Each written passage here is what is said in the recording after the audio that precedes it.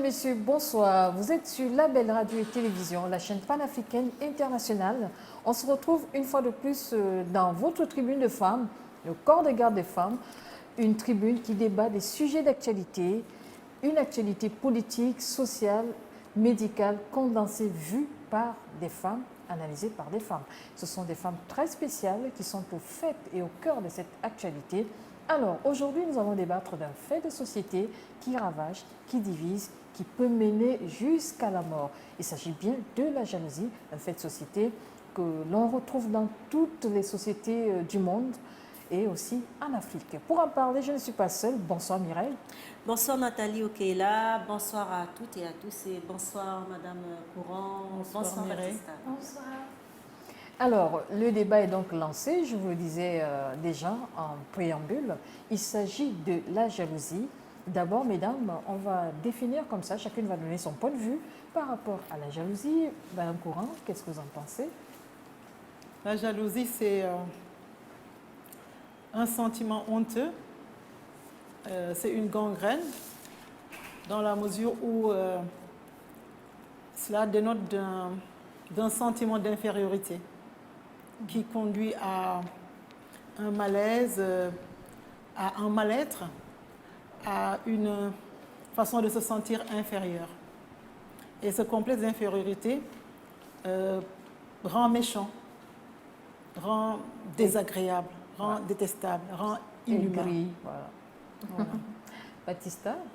Bon, pour moi, la jalousie, c'est d'abord un sentiment humain. Tout le monde a plus ou moins ressenti ce sentiment de jalousie vis-à-vis de quelqu'un, de la société, des amis.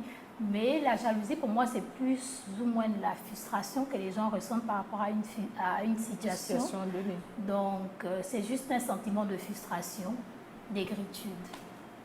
Mireille? Moi je dirais que c'est vrai que la jalousie c'est un sentiment qui fait partie de chacun de nous. C'est un sentiment humain qui peut apparaître sous différentes formes. Je peux reprendre le mot complexe infériorité de Madame Innocente Courant, je peux reprendre aussi le mot frustration de Maria Batista, mais c'est un sentiment qui est en chacun de nous.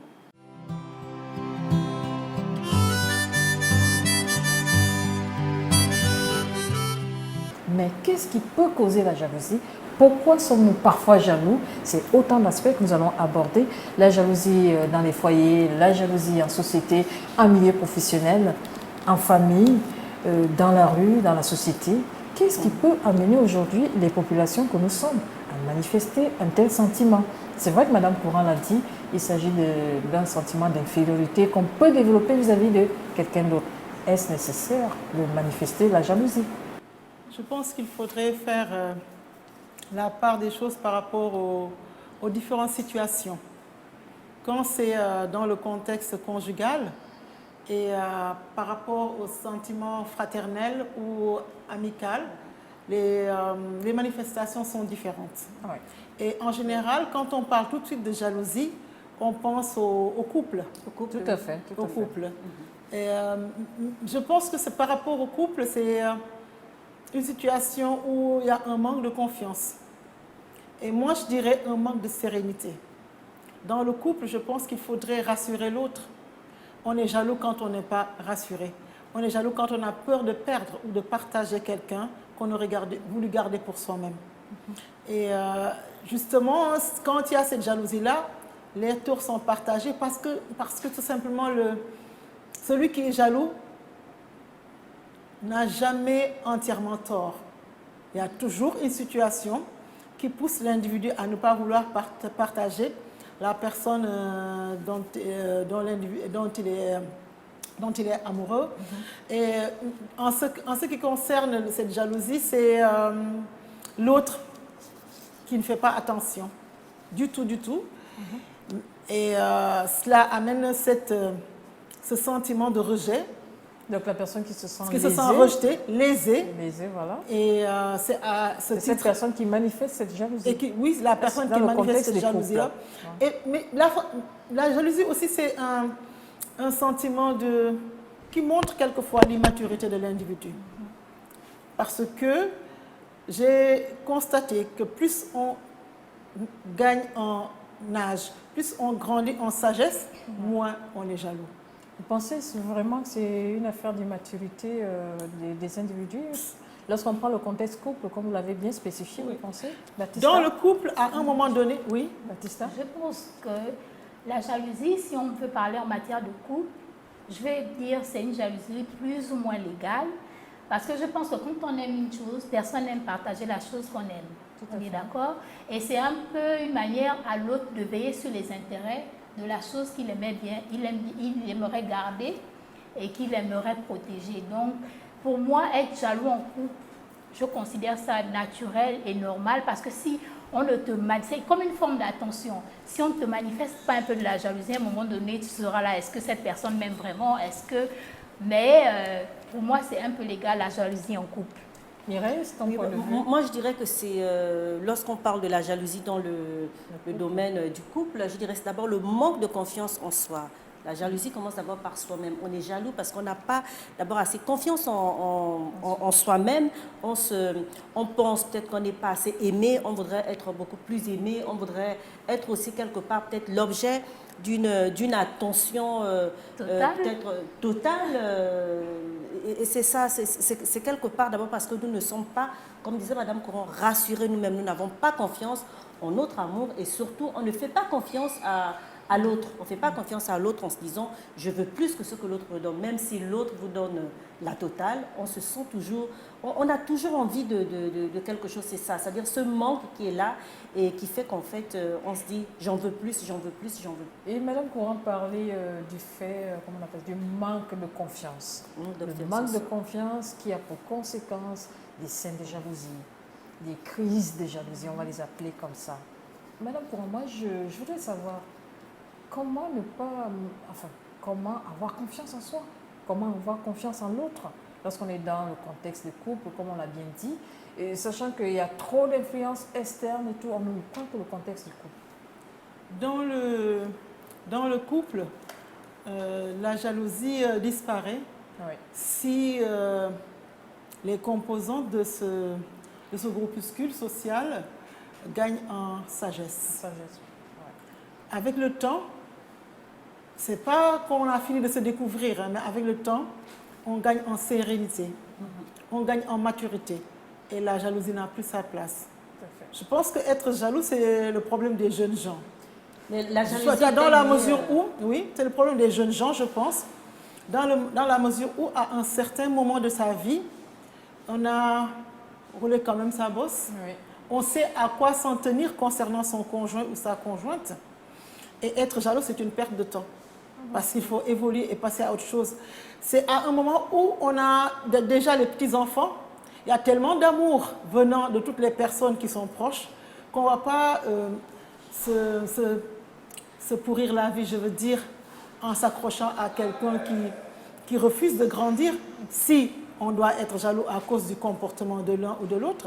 Voilà. Et l'amour, c'est l'amour des enfants, l'amour des petits-enfants, l'amour des amis, l'amour de tous les proches. Et après, on a tellement comblé qu'on ne fait plus attention à quelqu'un qui se livre à des enfantillages. Et toujours est-il que quand une personne d'un certain âge qui a grandi en sagesse ne peut pas, si toutefois elle ne peut pas être jalouse, c'est parce que tout simplement elle est comblée. Et la jalousie reflète un manque, un vide. Un vide, oui. Ouais. Alors, puisqu'on est dans ce contexte-là, on parle des couples aujourd'hui, est-ce qu'on peut élargir dans les foyers polygamiques, parce qu'on sait que dans ces foyers polygamiques, la jalousie elle est existante. Comment on peut lutter, comment on peut pallier à cette forme de jalousie dans les foyers polygamiques? Dans les familles polygames, la seule solution pour ne pas et puis c'est inévitable, la jalousie dans ces milieux-là, oui, c'est inévitable. Pour ne pas tomber dans le piège de la jalousie qui va gangréner l'existence, qui va rendre la vie trop dure, la seule solution c'est de s'attacher à d'autres valeurs. Avoir d'autres ambitions, oui, des ambitions. S'attacher à d'autres valeurs, avoir d'autres ambitions, comme tu dis. Et puisque psychologiquement, quand on s'engage dans un ménage polygame, on est psychologiquement préparés à assumer certaines situations. Mais pourquoi Moi, je pense qu'il faudrait passer Voilà. à autre chose et ne pas s'attacher à regarder ce que font les autres, avec qui elles le font, tout simplement, et choisir d'avoir ces actions de tous les jours de façon positive et Chercher à s'autonomiser, voilà. refuser d'être aigri, refuser d'être malhonnête, refuser d'être négative. Et ça, c'est un travail sur soi qui est le résultat d'une éducation et d'une prise en charge de soi-même tous les jours. Je crois que ça ne doit pas être facile d'être épouse de polygame. Ouais. J'imagine que ça ne doit pas être facile. Et Mais bien ça sûr, va- il y a un contexte traditionnel qui prépare la femme à accepter cette situation. oui. Mais je ne pense pas qu'il y a aujourd'hui, puisque la situation sociale a beaucoup changé, je ne pense pas qu'aujourd'hui, qu'il y ait des femmes qui acceptent de gaieté de cœur, de partager leur époux. On a bien envie d'avoir celui qu'on aime tous les jours à soi seulement, mais il y a des événements qu'on ne peut pas expliquer. Et quelquefois, on peut arrêter la mer en tendant les bras. Alors, il faut être positive. Peut-être contre mauvaise fortune, bon cœur, mais toujours aller de l'avant et avoir l'ambition d'avoir des valeurs qui nous poussent vers le haut. Alors, Et parce que la jalousie, je pense qu'elle rabaisse beaucoup. Alors, Baptista, Mireille, dans le contexte des foyers polygames, on a souvent des conséquences au niveau des enfants parce que les mamans sont en rivalité, après c'est les enfants, et ça va comme ça de génération en génération. Qu'est-ce que nous, aujourd'hui, on peut dire à ces enfants qui grandissent dans ce milieu-là? Qu'est-ce qu'on peut leur apporter? Comment ces enfants doivent se gérer? Est-ce qu'ils sont aussi déjà tout petits, des rivaux, des trucs comme ça? Est-ce qu'on peut oser, est-ce qu'on ose leur dire de ne pas renouveler le modèle des parents? Je ne sais pas, est-ce qu'on en a le droit? Tout à fait. On peut essayer, ça peut marcher, tant mieux pour tout le monde si Voilà. ça marche. Mais justement, madame, quand vous parliez de valeurs, qu'il faut s'accrocher à des valeurs, moi je dirais il faut justement emmener ces enfants et ces femmes à s'accrocher à des valeurs. Nobles. Par exemple, tout ce qui fait la famille, Oui. valeurs de famille. Il y a également un côté religieux qui est là aussi, qui permet de tenir dans certaines situations.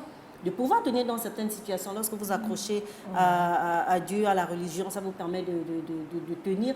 Mais moi, je dirais déjà cette notion de famille, de rassemblement, le lien de sang qui est là, qui est un lien assez fort. Je pense que ça surpasse tout. Ça surpasse tout. Mais Et puis, il bien sûr, faudrait bien l'amour. que le père, qui est le chef de famille, établisse ses bases dès la fondation même de la famille.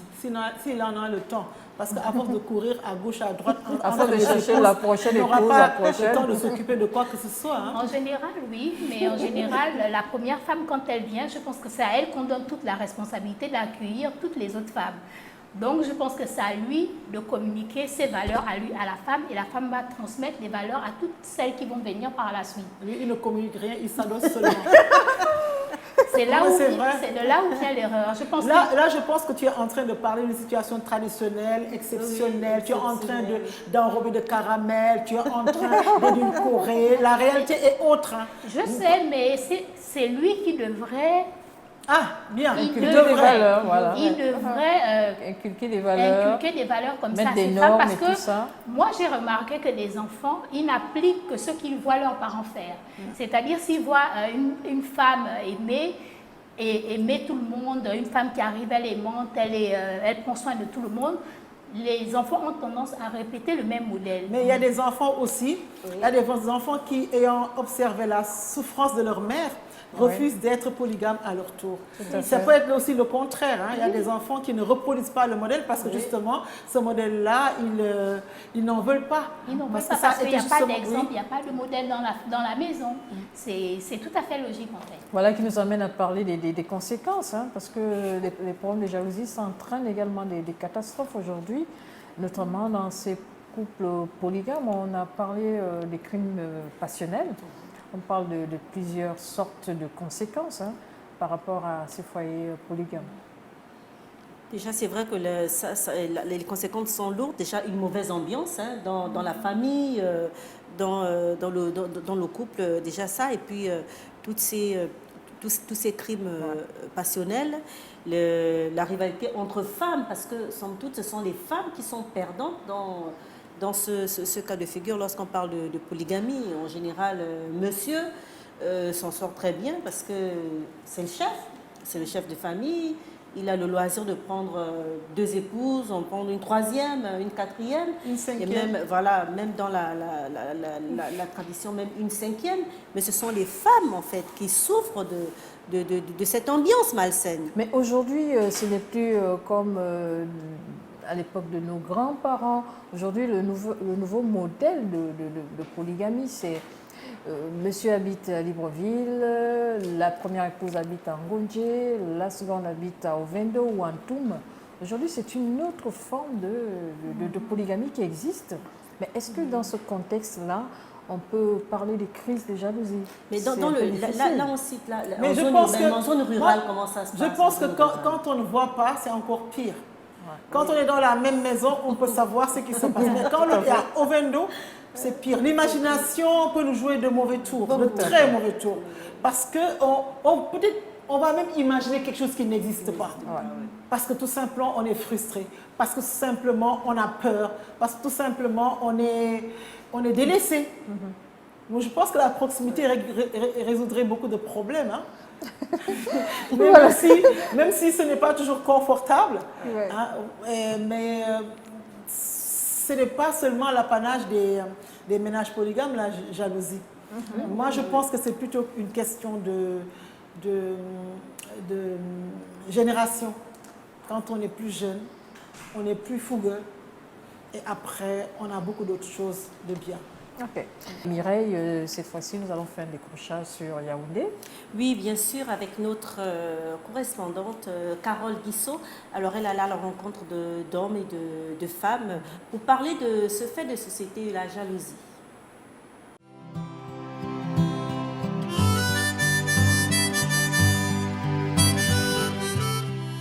Que pensez-vous de la jalousie au sein d'un couple? Est-ce une bonne chose ou un facteur qui peut détruire? Moi, je pense que c'est un facteur qui détruit parce que quand on dit qu'on vit en couple, la jalousie n'a pas sa raison d'être. On doit se faire confiance et c'est tout.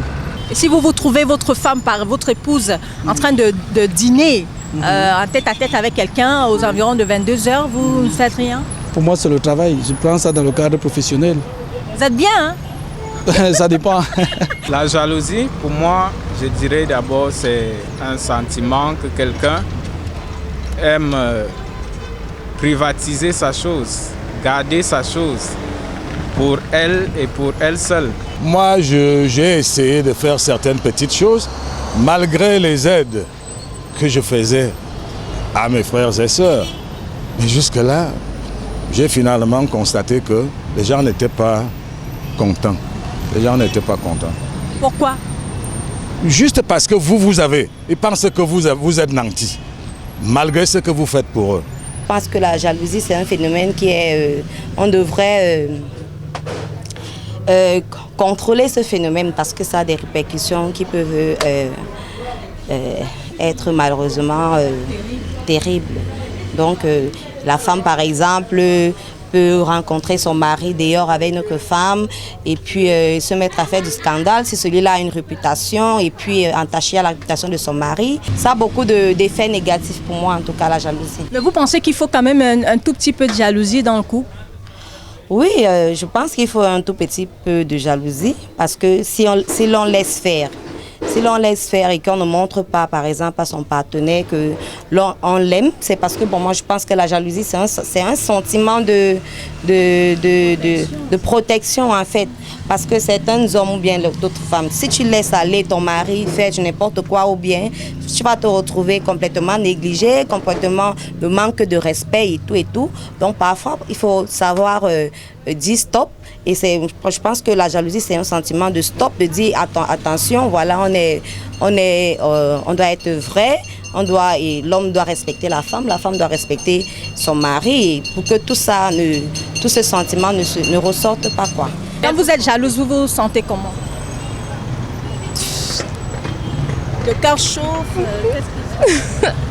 On a envie de mourir, ça dépend. Si tu aimes la personne, c'est là que ça va plus te toucher. La lie des des femmes qui ont empoisonné leur mari, qui ont poignardé leur mari dans le sommeil, tout ça. Chez de nombreuses femmes, l'échec amoureux peut conduire à ce genre de comportement. Je prends l'exemple d'une femme qui a été trahie par un homme. Ce qui fait que dans la nouvelle relation, elle va chercher à positionner une carapace pour éviter ce genre d'inconvénients. Pour ce faire, donc, elle va décider d'épier, de regarder pour voir si ce que le nouveau conjoint n'est pas ce qu'il est en train de faire ne ressemble pas à ce que l'autre a eu à le faire. Il faut donc que cette jalousie ait des limites. Et des limites, pourquoi? Parce que quand il faut déjà aller à une jalousie qui peut amener à tout moment un danger, c'est que ce n'est plus bon. Est-ce que il vous arrive d'être jalouse? Oui, certainement des fois. Je vais prendre un exemple. Si je vois mon partenaire, il est peut-être connecté sur des réseaux et qui ne me crie pas, oui, là je peux manifester de la jalousie en me fâchant, en lui envoyant des messages un peu blessants. Et jalousie entre sœurs et sœurs, entre amis? Ah non, ça ne devrait pas. Ça ne devrait pas, entre sœurs, ça ne devrait vraiment pas.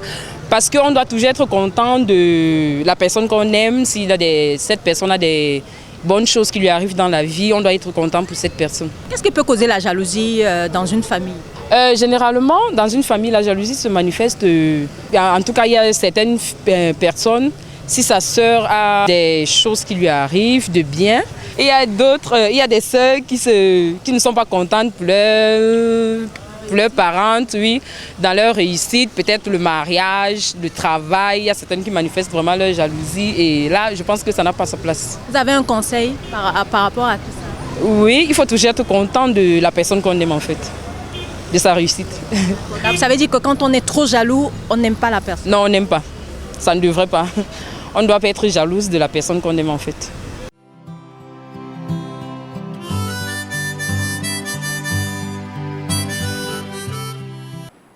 Voilà, Madame Courant, Baptista, Mireille, on a regardé un peu les réactions des uns et des autres à Yaoundé, la capitale politique du Cameroun. Et cela nous amène à aborder un peu les conséquences de ces formes de jalousie-là. On a entendu dans le Vox Pop quelqu'un qui disait qu'une dame a poignardé son époux pendant qu'il dormait et tout ça, à cause de la jalousie. Est-ce que... on a dit au début de cette émission, on a dit que ça pouvait mener à la mort. Mais qu'est-ce qu'on peut faire pour ne pas en arriver là, nous sommes courants? La violence n'est pas seulement l'apanage des personnes qu'on appelle jalouses. Ouais. Et la violence, malheureusement, elle est inhérente à la personnalité de beaucoup d'individus. Maintenant, elle peut se manifester dans ce contexte-là, par méchanceté, par envie, par jalousie. Mais c'est difficile d'en parler personnellement parce que la jalousie, c'est une situation que je crois avoir oublié de vivre. Et parce que c'est possible. Ce n'est pas seulement en rapport avec la jalousie, mais c'est par rapport à tous les défauts humains. À un certain moment de sa vie, quand on prend conscience de ce qu'on est, il faut faire un travail sur soi pour s'éloigner des défauts et multiplier les qualités. Et ceci, c'est grâce à un effort personnel et grâce aussi à l'environnement dans lequel on évolue. Il y a des milieux tellement sereins que quand on y vit, on ne peut plus avoir des sentiments négatifs, des comportements à condamner. Parce qu'on a appris à s'entourer de bonnes personnes, on a appris à s'entourer de proches sur qui on peut compter quand ça ne fonctionne pas, avant que les sentiments ne virent et qu'on devienne une personne aigrie, une personne méchante, parce qu'on n'a pas eu une oreille attentive quand il fallait. Et justement, celles qui finissent par peut-être tuer, qui finissent par faire du mal, elles n'ont pas de soutien. Et ça, c'est le désespoir.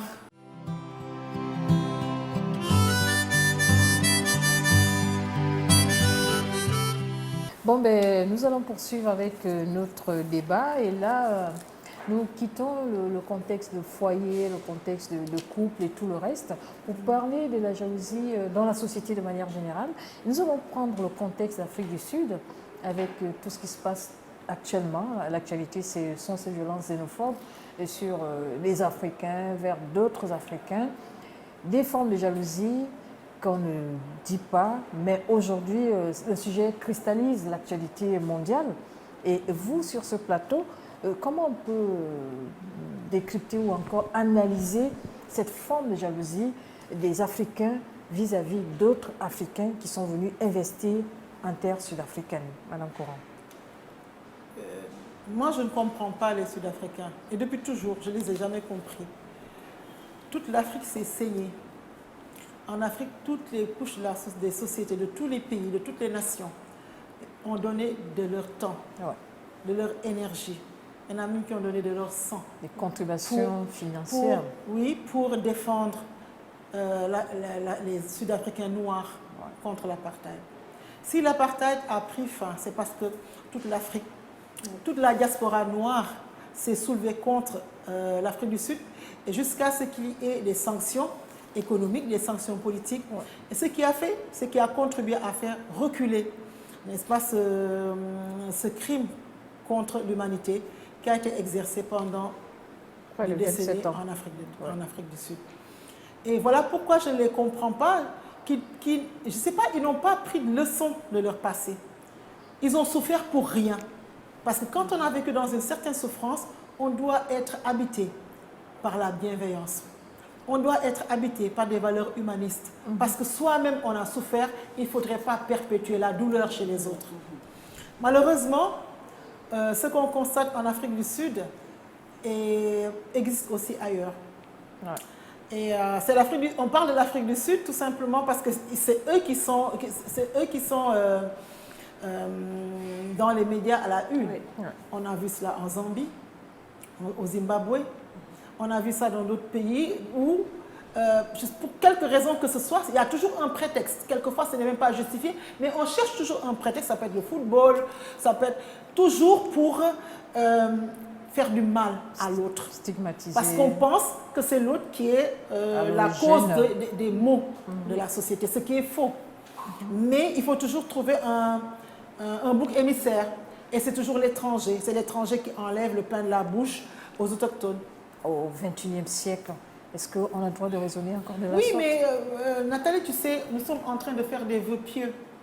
Mais je pense que cette situation de l'Afrique du Sud, malheureusement... Qui a eu des répercussions d'ailleurs, malheureusement, au Nigeria. Oui, malheureusement, cette situation va perdurer pendant encore longtemps en Afrique. Ce n'est pas le souhait. Ce n'est pas un souhait, mais c'est un constat, un malheureux constat. Il ne faut pas concevoir la face, il ne faut pas faire la politique de l'autruche. Je pense que quand on vient d'ailleurs, on est toujours celui qui a tort. Hein? Je vais utiliser une expression raciste, on est la tête de Turc, quoi. Partout ailleurs, on est la tête de Turc.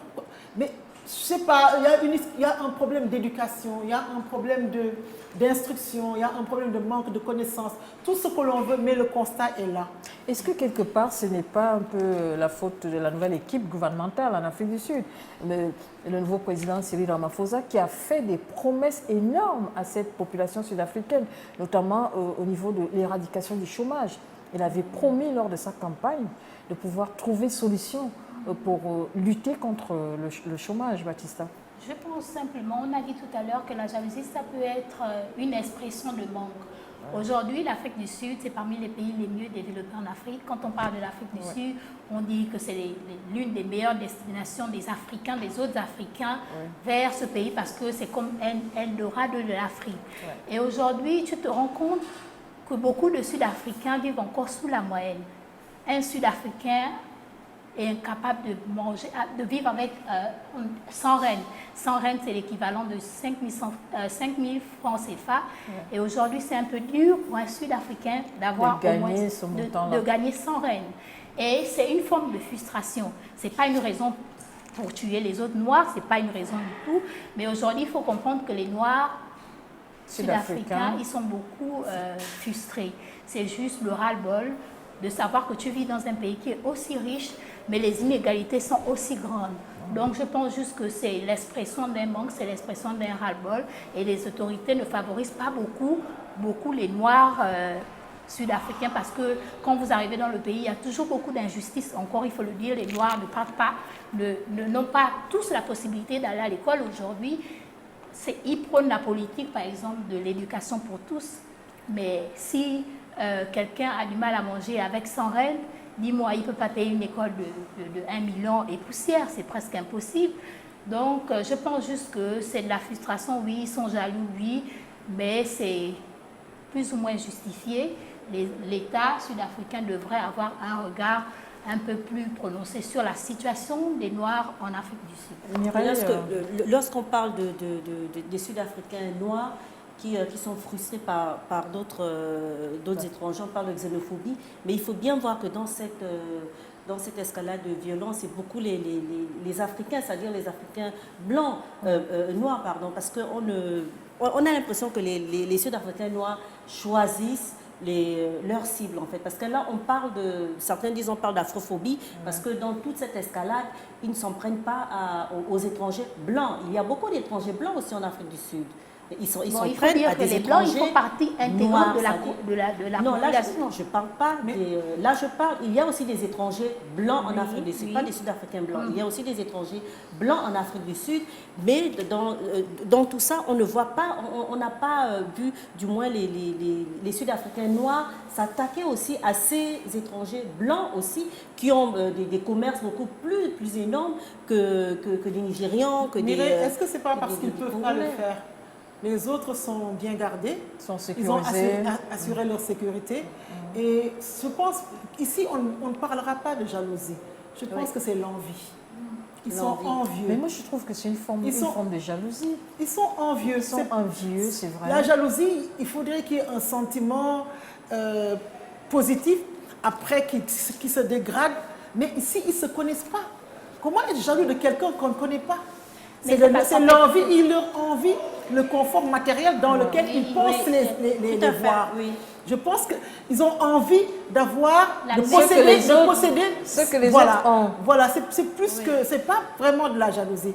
En fait, ils sont dans l'insécurité, en fait. C'est une forme d'insécurité au quotidien, dans tout ce qui est éducation, dans tout ce qui est social, voilà, dans tout ce qui est la vie de base, en fait. Ils se sentent en insécurité, et justement ils voient ces autres Africains noirs qui viennent et qui se placent dans leur pays, qui peuvent travailler, qui peuvent se développer dans leur pays et qui passent des années mais qui s'en sortent. Nous allons repartir, Mireille, à Yaoundé avec Carole Bissot, et cette fois-ci on va découvrir notre Vox Pop qu'elle a réalisé dans les rues de la capitale camerounaise.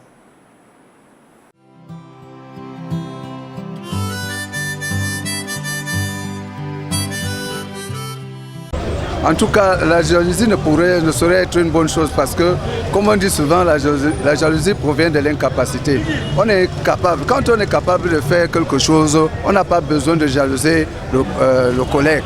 Parce qu'en principe, quand la meilleure des façons, c'est de copier ce que le collègue fait et essayer d'améliorer pour le dépasser, au lieu de le jalouser. Parce que ici, là, dans tous les cas, on retrouve les gens qui passent le temps à jeter les pots de banane, à vouloir contrecarrer les actions des uns et des autres, au lieu de se chercher. Donc, au fait, la jalousie, pour moi, est une très mauvaise chose. C'est bas, c'est d'abord être bas. Quand on est jaloux, on est bas. Ça tue, parce que la jalousie, à un moment, ça devient même la sorcellerie. Quand il est très jaloux, à un moment, il va commencer à aller chez les marabouts pratiquer. La jalousie en milieu professionnel, c'est une très mauvaise chose. C'est une mauvaise gangrène qui empêche l'évolution des uns des autres. La jalousie provient généralement de l'incapacité des uns aux autres, n'est-ce pas, à parvenir à ne pas comprendre votre attitude, votre réactivité et votre façon, n'est-ce pas, de persévérer et de grandir dans votre société. Les petits de mon quartier ne comprennent pas pourquoi moi on m'appelle le capitaine Andrés. Ils ne comprennent pas pourquoi je suis un champion. Ils ne comprennent pas pourquoi depuis 2 ans, 3 ans, je ne fais qu'aller de succès en succès. Ils se demandent que mais celui-ci même il veut nous montrer quoi. Qu'est-ce qu'il veut nous dire, hein? C'est la jalousie. D'aucuns, n'est-ce pas, médisent contre moi. D'aucuns m'injurie, d'aucuns osent me garder même rancœur, chose qui n'est pas normalement normale. Bon, mais c'est une forme de jalousie. Oui, dans le cadre professionnel, ça se manifeste. Le genre où peut-être tu es en train de faire un travail, tu regardes que les mines de tes collègues ont changé. Parfois, vous êtes dans le même cercle et quand on vient te chercher, parfois, le collègue dit tu n'es même pas là. Oui, c'est comme ça que ça se manifeste et ça ne fait pas progresser la photographie que nous sommes. Parfois, parce que c'est une société, un domaine où on va fonctionner en groupe. Mais quand on fonctionne en rang dispersé, on ne peut pas s'en sortir. Donc ça ne peut pas émerger notre milieu. Oui, en fait, dans le milieu professionnel où je suis appelé à exercer, et dans le milieu de la photographie, la jalousie ne peut pas manquer. D'autant plus que depuis l'arrivée des téléphones qui font des photos, il y a de moins en moins de clients. Donc certains qui n'ont pas eu à se bâtir un avenir dans la profession se retrouvent en train de manifester cette jalousie vis-à-vis de ceux qui ont les clients. Par exemple, dans notre domaine, il suffit simplement que tu sois en déplacement. Dès qu'on arrive, on te demande, d'aucuns vont même déclarer que tu es décédé. D'aucuns vont déclarer que tu n'exerces plus dans le métier. Bon, il fallait s'y attendre. Oh, la jalousie n'est pas une bonne chose parce que dans la jalousie, quand on est jaloux, on est prêt à aller au pire. Hein. C'est pas quelque chose de louable. La jalousie dans le milieu professionnel se manifeste par des colportages, des coups bas, de la haine. Donc on haït quelqu'un parce que peut-être on convoite son poste. Parce que peut-être il est mieux positionné que nous. On est obligé, on cherche à le faire tomber. On est dans une société, c'est lié à la famille. Et quand il y a la jalousie, c'est une très mauvaise chose pour la société. Ça permet que la société n'évolue pas. La jalousie, en fait, devait faire plutôt booster le moral des autres à travailler. Par exemple, si je trouve mon frère peut-être avec 10 camions, 10 roues, je cherche à être plus que lui. C'est de ça qu'il s'agit. Pas que je suis jaloux qu'il veut tuer la personne, non. Ça devait faire plutôt évoluer les mentalités. Comme à l'époque, dans la Grèce antique, les grands savants d'avant voulaient être philosophes. Tous les grands étudiants du monde voulaient être comme Socrate. Il ne s'agissait pas de la jalousie, c'était des grands exemples. Un grand footballeur doit chercher à être, par exemple, comme Samuel Eto'o. Tu dois être jaloux maintenant de Samuel Eto'o, alors pourquoi? Ça doit être vraiment un exemple pour toi, pour booster, pour travailler, pour avancer. Donc, le concept de jalousie, pour moi, devait être dans l'optique là. La jalousie, dans le bon sens, les gens prennent ça plutôt dans le mauvais sens. Il faut chercher plutôt à imiter l'autre et non être jaloux de la personne. La jalousie, pour moi, c'est un facteur d'évolution. Moi qui fais la jalousie en milieu professionnel, moi ça m'a permis d'évoluer. Parce que quand bien je peux arriver quelque part, je veux dire quelqu'un avec qui nous avons presque la même technique et qu'il a eu à créer quelque chose qui, n'est-ce pas, dépasse ce que moi je fais. En le faisant la jalousie, je préfère faire la jalousie qui me permet d'évoluer en copiant ce qu'il a eu à faire. Et le conseil que je vais donner à nos jeunes d'aujourd'hui, que nous sommes, c'est de cesser de faire la jalousie qui tue. La jalousie, c'est un facteur d'évolution. Pour ceux qui ne le savent pas. Celui qui fait la jalousie à quelqu'un cherche à copier ce qu'a fait son collègue. En milieu professionnel, c'est ce qu'on vit chaque jour.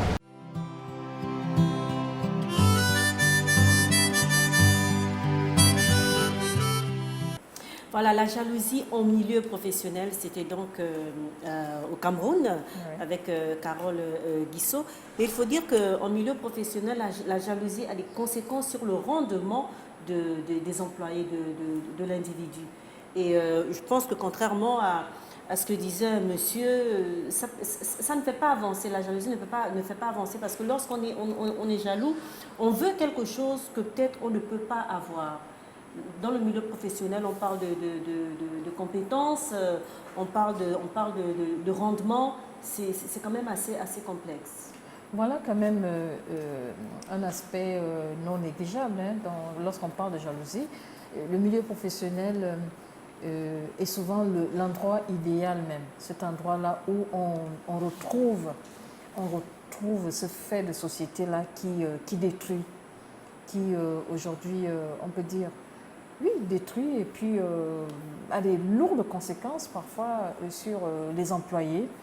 Et quand on prend, je sais pas moi, le privé ou encore, c'est beaucoup plus visible hein, dans les milieux peut-être privés, parce que on a obligation du rendement et vous avez un problème de compétence, parce que dans le privé, on prône beaucoup la compétence.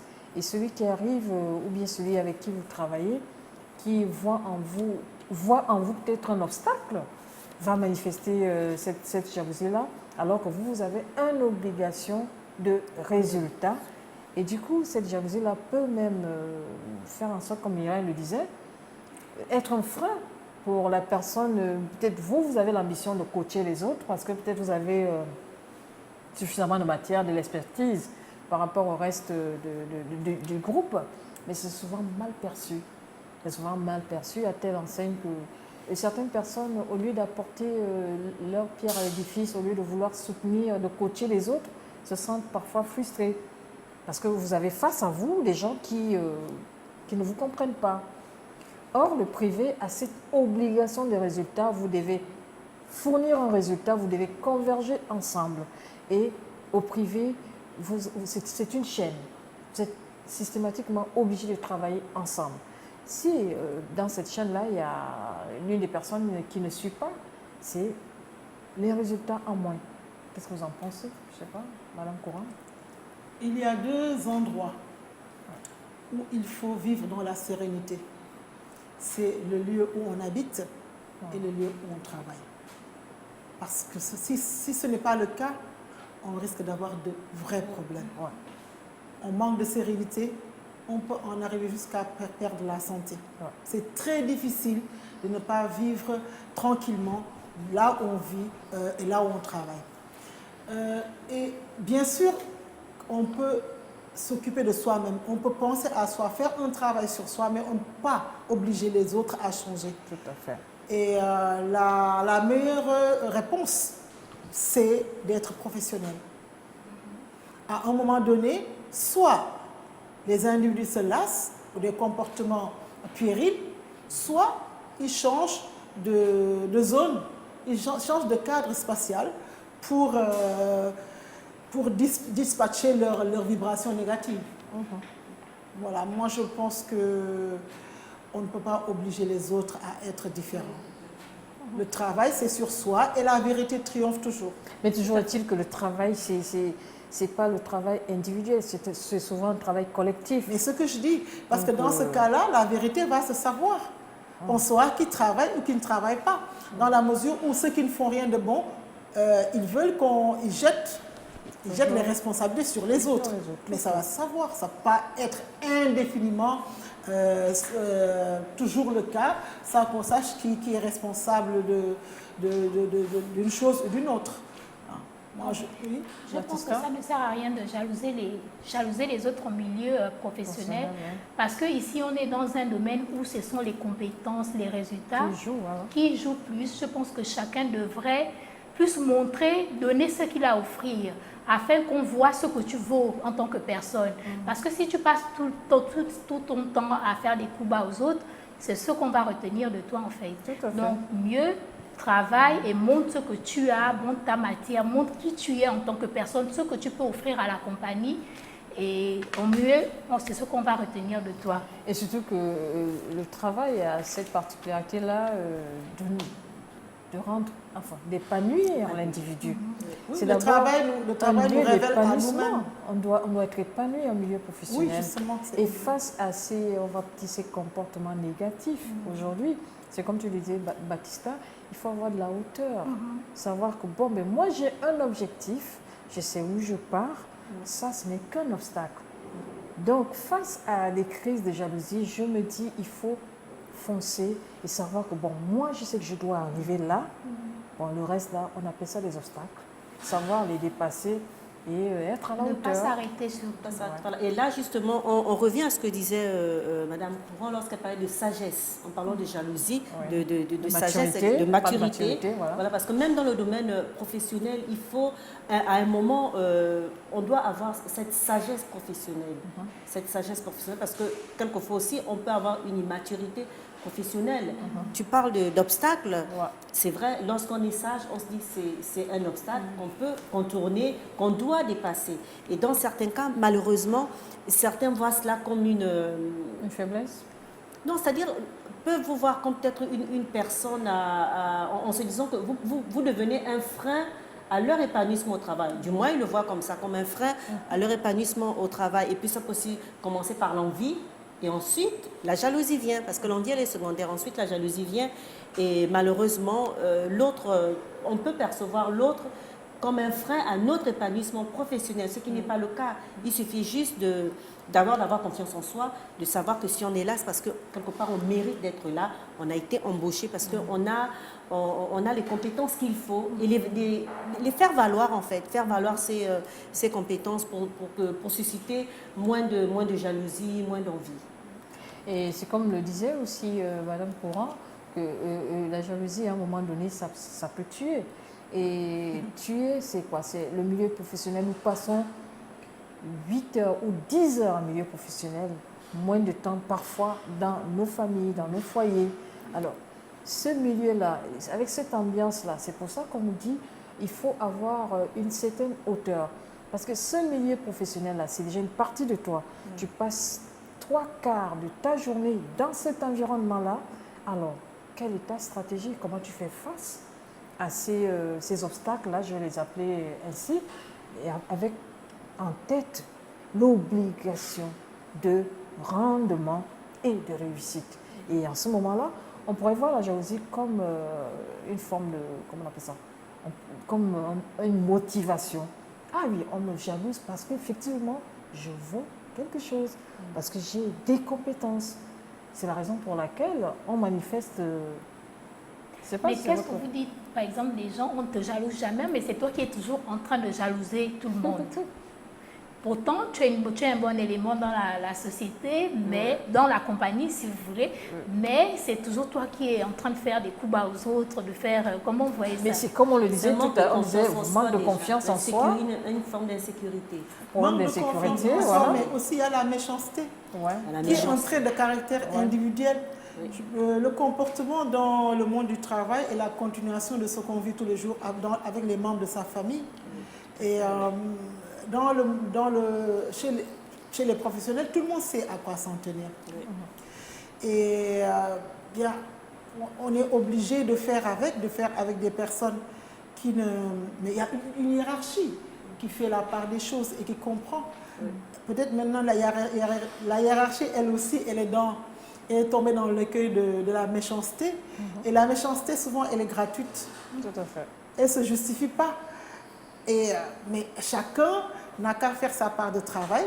Et celui qui cultive toutes ces valeurs négatives-là, c'est celui qui s'en ira en premier. On n'aura même pas besoin de le chasser, c'est lui qui va se sentir tellement mal à l'aise dans tout ce qui est beau, et qui est vrai, et qui est bien. Et qui est harmonieux. Et justement, qui s'en ira. Parce que tout simplement, il ne sera pas à l'aise là où les gens distribuent le bonheur. Et en plus, je pense qu'on est là, si on travaille déjà pour une compagnie, on est juste là pour le profit de la compagnie. Ça ne sert à rien de se faire des guerres qui ne vont pas du tout faire avancer la compagnie. Je pense que ce serait mieux de joindre ses forces et puis que si tu es meilleur dans tel domaine, pourquoi pas aider l'autre? Dieu, on dit que l'union fait la force, ça ne sert à rien. Si tu es compétent dans un domaine, essaie de relever l'autre pour que tous ensemble fassions avancer la compagnie. Il faut de tout pour faire un monde. Les jaloux quand même, on peut les garder. Les méchants, on peut les garder. On va vivre avec et ça ne nous empêchera pas d'être heureux. Oui, effectivement. On les garde. Tout à fait.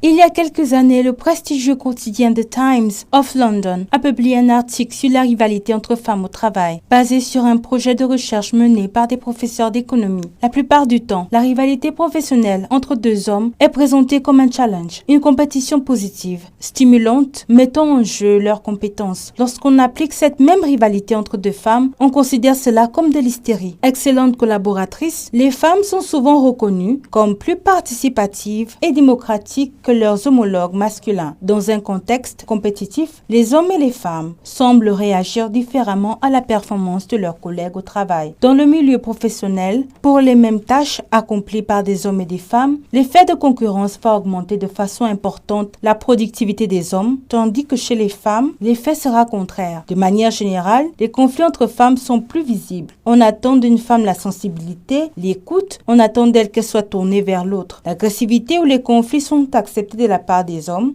dans le milieu professionnel, mais ce n'est pas l'idée que l'on se fait d'une femme. Dans un environnement de travail concurrentiel, les femmes, bien que sensibles à la performance de leur père, auront tendance à se comporter presque comme si elles travaillaient de façon isolée. Certains leaders évoluant dans un milieu majoritairement masculin auront deux types de réactions face aux femmes comme elles. Soit elles seront des mentors extraordinaires qui facilitent le cheminement des plus jeunes, ou alors elles en feront baver comme elles en ont bavé. Congossa, commérage, médisance, sabotage, la formation de cliques sont-ils le seul fait des femmes au travail? La rivalité féminine, est-ce un mythe véhiculé par les hommes? La rivalité féminine au travail est-elle une réalité ou un stéréotype? La femme serait-elle un loup pour la femme? Autant de questions posées qui méritent des réponses. Les femmes ne sont pas plus manipulatrices ou commères que les hommes. Bien que l'estime de soi et les rapports de pouvoir influent sur les relations entre femmes au travail, la solidarité féminine au travail, ça existe tout de même.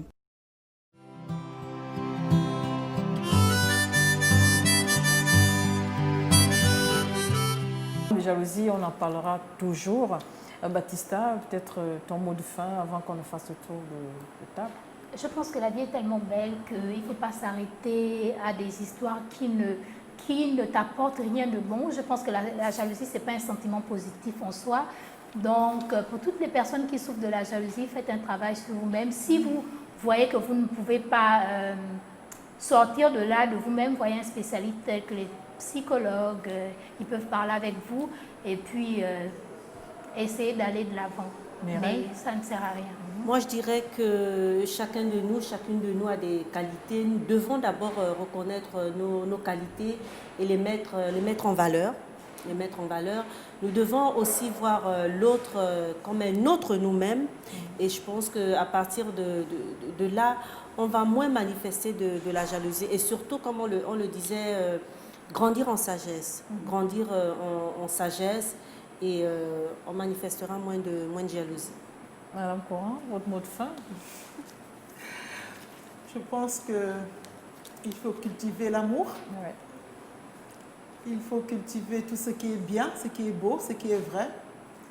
Et garder ceux qui ne sont pas bien quand même. Hein, parce que ce sont souvent des gens qui nous sont proches, de la famille, du voisinage, des collègues. Et bon, ils feront toujours partie de nos vies. Mais nous avons le devoir de rester nous-mêmes. Nous avons le devoir de les épauler. Nous avons le devoir de les aimer, pourquoi pas. Et puis de garder espoir de que ça va s'arranger. Toujours est-il que quand on est en harmonie avec soi-même, on ne peut pas flancher. Quelle que soit la personne avec qui on partage le quotidien, quels que soient ses défauts. Il faut être en harmonie avec soi-même. Et je le dis toujours, distribuer du bonheur autour de soi. Voilà, nous sommes au terme donc de cette émission, de ce tour de table, de cette tribune des femmes. Nous allons parler aujourd'hui de jalousie. Comment ne pas être jalouse? Comment ne pas manifester ce sentiment négatif? La suggestion des femmes sur ce plateau, c'est l'autonomisation, que chacun soit autonome, que chacun soit responsable de ses actes. Et on a prôné également la maturité des uns et des autres, que ce soit dans les foyers, que ce soit en milieu professionnel, que ce soit dans la vie courante. Il est aujourd'hui indispensable que tout le monde acquiert de la maturité et qu'on apprenne à prendre la vie du bon côté tout simplement, et ça permettra à l'Afrique d'avancer. Excellente soirée à tous.